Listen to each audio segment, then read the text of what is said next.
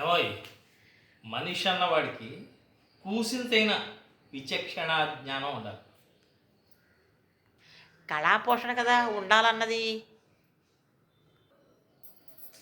అది కళాకారుడికి, ఇది మనిషికి. నీకు ఇలా అర్థం కాదు కానీ ఇంకోలా చెప్పనా? చెప్పండి.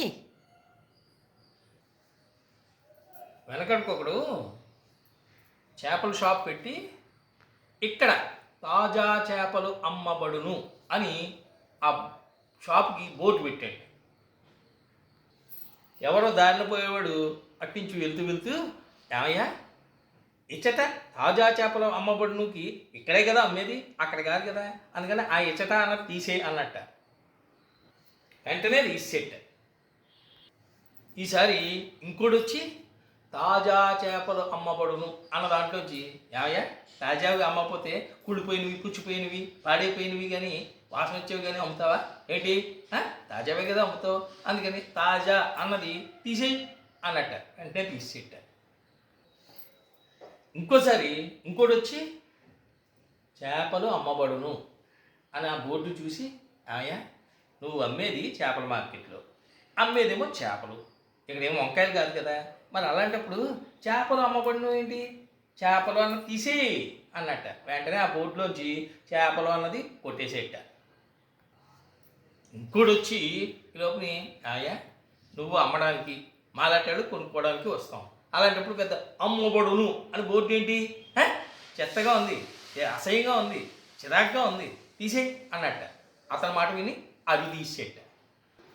ఈలోగా ఆ పూర్వం వచ్చినవాడు వచ్చి, ఆయా షాపు భలే ఉందయ్యా, ఏసీ ఉంది, చాలా బాగుంది, ఏదో పెర్ఫ్యూమ్ వేసావు, అన్నీ బాగానే ఉన్నాయి, కానీ ఒక బోర్డు ఉంటే ఇక్కడ తాజా చేపలు అమ్మబడును అన్న బోర్డు ఉండుంటే కనుక భలే ఉన్నబ్బా అన్నట్ట. వెంటనే ఆ బోర్డు పెట్టేట. మొత్తానికి చెప్పొచ్చేది ఏంటంటే, అయ్యా మనం మనంలా ఉండాలి, ఎవడి మాట వినకూడదు, అలాగని ఎవడు ఏది చెప్పినా అది వినేయకూడదు. అర్థమైందా? మనకంటూ ఒక జ్ఞానం ఏడ్చి ఉండాలి. నువ్వు వినడం అంటూ మొదలు పెడితే ఆ చెప్పేవాళ్ళు రకరకాలుగా ఇష్టం వచ్చిన రీతిలో చెప్తూనే ఉంటారు. కాబట్టి ఎవడు చెప్పినా వినేయకూడదు. చాలా బాగా చెప్పారండి.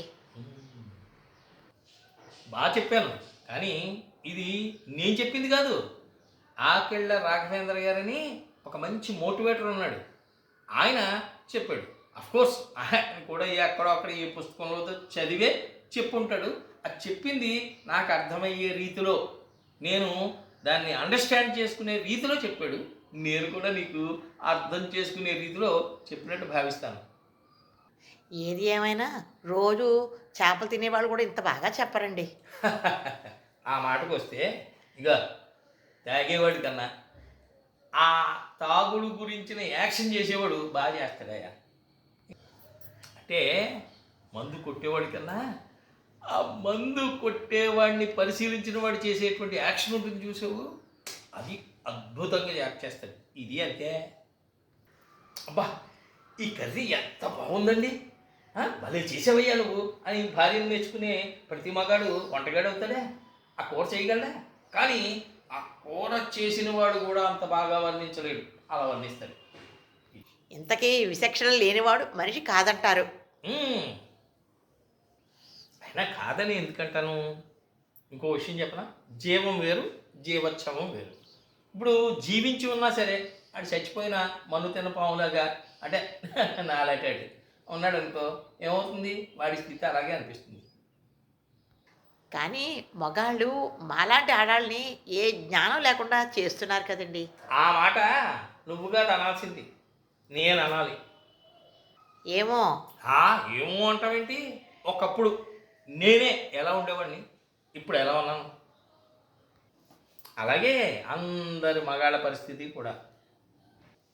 ప్రాణం ఉన్నా నడవలేని స్థితి అయిపోయింది మాది. మేము అంత దుర్మార్గులుగా కనిపిస్తున్నామా? చా అసలు మీ అంత సుకుమార వనితలు ఇంకెక్కడా ప్రపంచంలో లేరు అన్నట్టుగా వ్యవహరిస్తారు పైకి, కానీ లోపల మనసులో ఉంటుందే మీ దగ్గర మమ్మల్ని ఏడిపించుకు తినే తత్వం, అలాగే అసలు ఎవ్వడికీ లేనంత శాడిజం మీలో నర నరాన ఉంటుంది. ఆ మాటకొస్తే నా సాడిజం మీరేం చూశారండి? ఆ? నేను డైరెక్ట్గా చూడకుండానే ఇంత అనుభవిస్తున్నాను. అలాంటిది డైరెక్ట్గా మీ శాడిజాన్ని చూస్తే ఇంకా తట్టుకోగలనా? నేనే కాదు, ఏ మగాడు కూడా తట్టుకోలేడు. ఏది ఏమైనా మీకన్నా మేమే గ్రేట్ అంటారు. అనకపోతే ఊరుకుంటారా ఏంటి? ఊరుకోక అనేదాకా షంటింగ్ భరించలేక తల తిరిగిపోయి ఇంక చివరికి చేసేదేమీ లేక అన్యథా శరణం నాస్తి అంటూ కాళ్ళ మీదో వేళ్ళ మీదో పడిపోతాడు మగాడు. అయినా మీరు మగాడినైనా మొగుడినైనా సింహాసనం మీదకి ఎక్కించగలరు, అలాగే పాతాళానికి తొక్కేయగలరు. ఆ శక్తి, నార తీసే శక్తి నారీగా మీకే ఉంది. ఆ నారీ శక్తి. అందుకే పొద్దున్నే మిమ్మల్ని ఆ మోటివేషన్ కార్యక్రమాలు, ఆ రచ్చబండ కార్యక్రమాలు, ఆ బతుకు జెండ కార్యక్రమాలు చూడొద్దని మీకు ఎన్నిసార్లు చెప్పాను. అబ్బా, నేనేమైనా కావాలని చూస్తున్నానా? ఇలా యూట్యూబ్ ఓపెన్ చేసేసరికి చాలు అందులోంచి ఏం వచ్చేస్తున్నాయి. 3 పిల్లలు దెబ్బలాట్లు, లేకపోతే వాళ్ళకి సంబంధించిన దిక్కుమాల తీర్పులు. ఇవన్నీ నేనేం చేస్తాను చెప్పు? ఏది చూసినా అన్నీ సమస్యలే, పైగా మా నుంచి మీకు అన్నట్టు. కానీ రివర్స్ గేర్ ఏంటంటే మీ నుంచి మాకు వస్తున్నాయి సమస్యలు. అంతా చేసి చివరికి గెలిచేది ఎవరు? మీరే. విజేతలు కాదు, విశ్వ విజేతలు.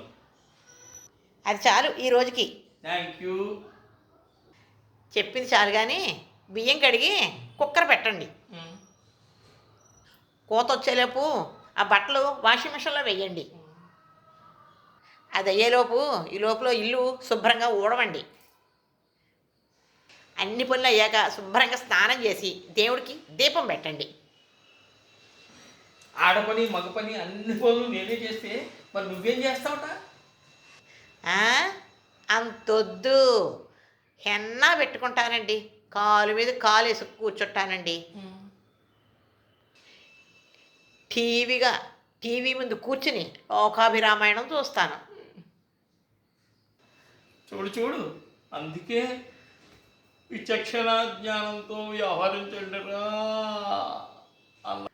అన్నారు. ఏ పనైనా చేసే ముందు, ఏ నిర్ణయమైనా తీసుకునే ముందు 1కి 2 సార్లు ఆలోచించి తీసుకోమన్నారు. వింటేగా. ఇంతకీ మీరు ఏ నిర్ణయం కోసం ఆలోచించాలట? పెళ్ళి చేసుకోవాలా వద్దా? చేసుకున్నాక అనుభవించవలసిందే. అంతేలే.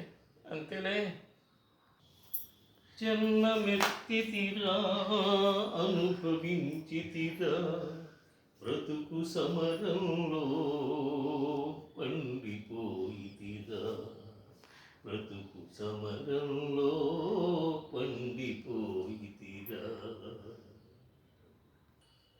జన్మమెత్తితిరా అనుభవించితిరా, బ్రతుకు సమరంలో పండిపోయితిరా, బ్రతుకు సమరంలో పండిపోయితిరా.